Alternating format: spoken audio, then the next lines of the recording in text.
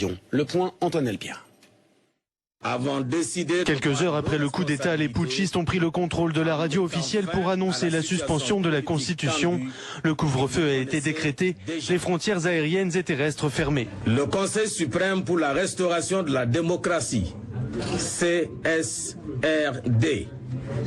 dont je suis le porte-parole, a décidé de suspendre la Constitution de la 6e République et de dissoudre toutes les institutions qui en sont issues.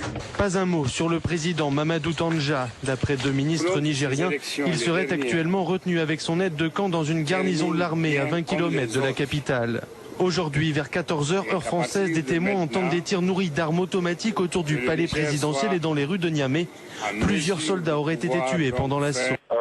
Ça a duré 1 heure, 2 heures. Les environs du plateau étaient quadrillés par l'armée. La population a commencé à fuir un peu partout.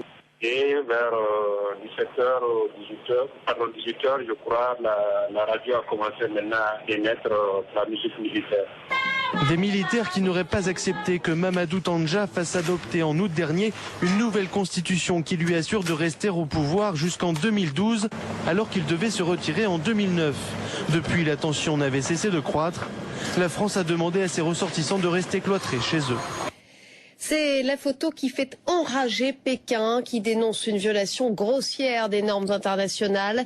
Barack Obama et le Dalai Lama côte à côte dans un bureau de la Maison-Blanche. Le président américain a reçu hier le leader tibétain et lui a assuré de son soutien à la culture tibétaine et à la cause des droits de l'homme. Of course, indeed, I feel great honor. Ce fut un honneur de rencontrer le président de ce grand pays de la démocratie.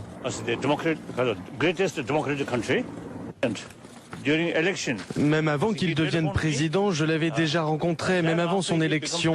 Il m'avait téléphoné, il m'avait déjà montré qu'il était concerné par ces grandes questions. Il m'avait déjà apporté son soutien et je veux aujourd'hui lui exprimer ma reconnaissance. So I express my thanks to him. Le Mossad au centre de la polémique. Plusieurs capitales, dont Paris, Londres et Berlin, demandent à Israël de s'expliquer après l'assassinat au mois de janvier à Dubaï d'un cadre du Hamas palestinien. Les